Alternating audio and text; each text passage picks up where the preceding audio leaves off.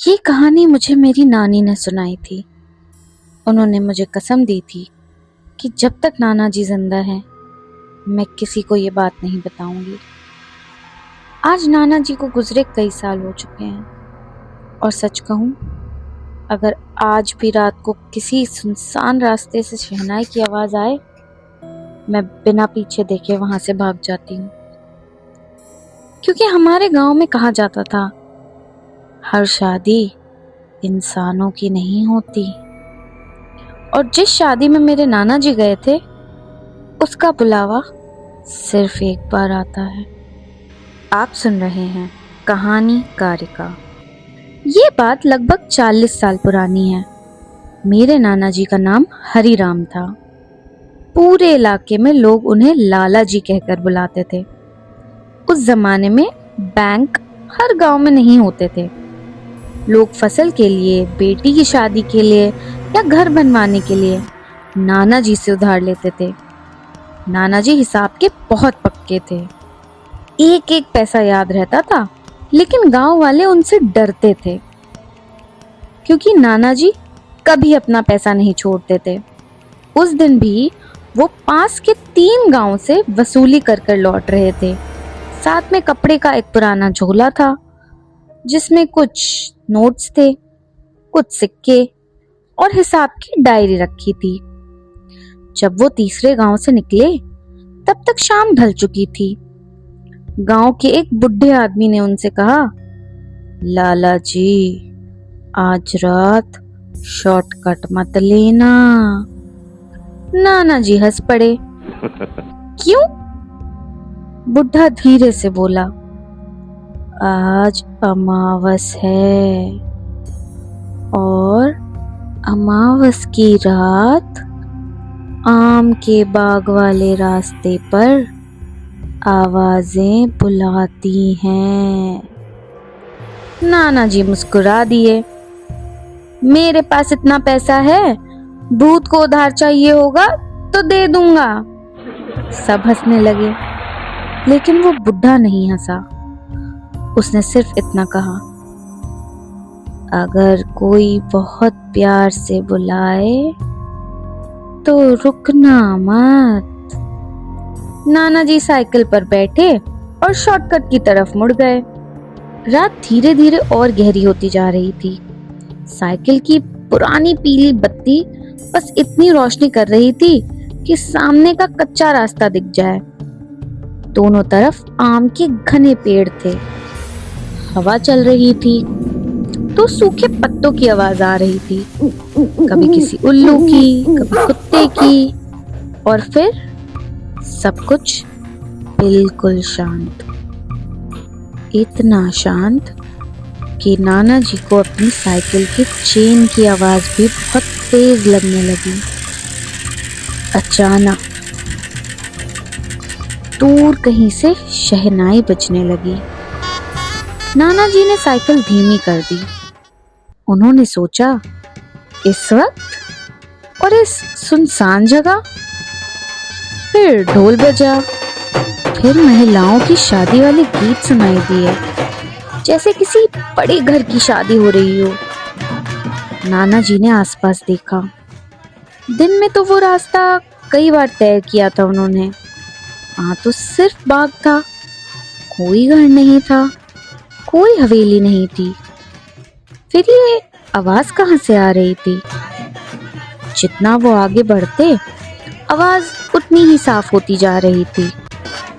और फिर पेड़ खत्म हुए और सामने जो था उसे देखकर नाना जी ने साइकिल वहीं रोक दी। उनके सामने एक बहुत बड़ा महल था, रोशनियों से जगमग करता हुआ। दरवाजे पर फूलों की लड़ियां, अंदर से शहनाई की गूंज, बहुत सारे मेहमान, और ऐसा लग रहा था जैसे किसी जमींदार के घर शादी हो रही हो। नाना जी हैरान थे। मैं तो इस रास्ते से 100 बार गुजरा हूँ, ये महल तो पहले कभी नहीं दिखा। इतने में दरवाजे पर खड़ा एक आदमी मुस्कुराते हुए उनकी तरफ आया।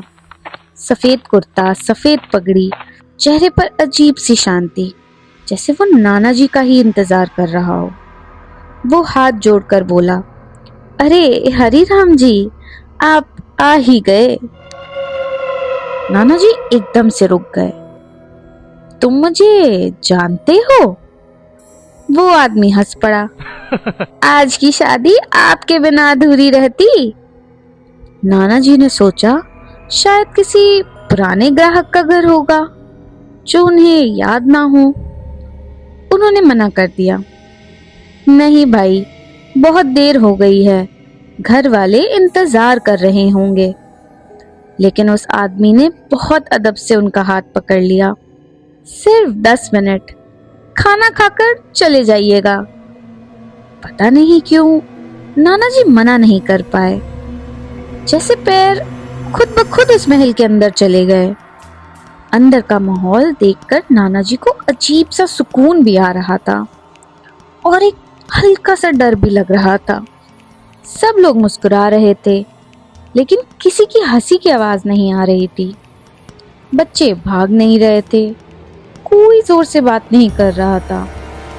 सब कुछ इतना शांत था कि शहनाई की आवाज अलग ही लग रही थी, जैसे बहुत दूर से आ रही हो या फिर बहुत पास से। नाना जी को समझ नहीं आ रहा था कुछ भी। उन्हें बैठाया गया, चांदी की थाली में खाना परोसा गया। गरम पूड़ियाँ, खीर, सब्जी, मिठाई, सब कुछ। खुशबू भी बहुत अच्छी आ रही थी। नाना जी ने पहला निवाला खाया। स्वाद तो बहुत अच्छा था, लेकिन पता नहीं क्यों हर निवाले के बाद उन्हें लग रहा था जैसे आसपास बैठे सारे ही लोग उन्हें देख रहे हैं। उन्होंने धीरे से नजर उठाई और सच में कम से कम 20 लोग अपना अपना खाना छोड़कर सिर्फ उन्हें देख रहे थे और सबके चेहरों पर एक ही जैसी मुस्कान थी, ना ज्यादा ना कम, बिल्कुल एक जैसी। नाना जी ने झट से नजर नीचे कर ली। उनके हाथ पहली बार हल्के से कांपने लगे। नाना जी ने नजर तुरंत नीचे कर ली। उन्होंने खुद को समझाया, हरी राम, तू बेकार में डर रहा है। लेकिन दिल मान ही नहीं रहा था। उन्होंने दोबारा आसपास देखा। सब लोग फिर से अपने खाने में लग चुके थे, जैसे कुछ हुआ ही ना हो। नाना जी ने चैन की सांस ली, जल्दी से खाना खत्म किया और उठ खड़े हुए। बहुत देर हो गई है, अब मैं चलता हूँ। तभी सामने से एक औरत आई, लाल साड़ी पहने, सर पर लंबा घूंघट डाला हुआ था, हाथ में चांदी का एक बड़ा सा मिठाई का डिब्बा। उसने डब्बा नाना जी की तरफ बढ़ाया और कहा, ये था इस कहानी का पहला हिस्सा। आगे क्या हुआ जानने के लिए देखिए कहानी कारिका। मिलते हैं परसों। Good night. अगर आप सो पाए तो